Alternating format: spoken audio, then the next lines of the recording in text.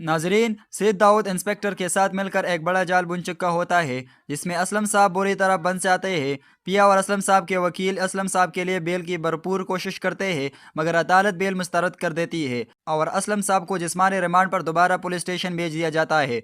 ये फैसला सुनते ही पिया और सावल दोनों शदीद सदमे में आ जाते हैं। पिया ज़ारो वक़ार रोने लगती है और सावल की आंखों में गुस्सा साफ झलकने लगता है। घर वापस आकर जब पिया ये सब अपनी माँ जकिया को बताती है, तो जकिया गुस्से में कहती है कि ये सब तुम्हारी जिद का नतीजा है। दूसरी तरफ वकील सावल को समझाने की कोशिश करता है कि तुम्हें सैयद दाऊद से ज्यादा नहीं उलझना चाहिए, मगर सावल अपने दोस्त को जवाब देता है, मुझ पर आई तो मैं खामोश रहा, लेकिन अगर उन्होंने पिया जी को नुकसान पहुंचाने की कोशिश की तो मैं किसी को भी जिंदा नहीं छोड़ूंगा।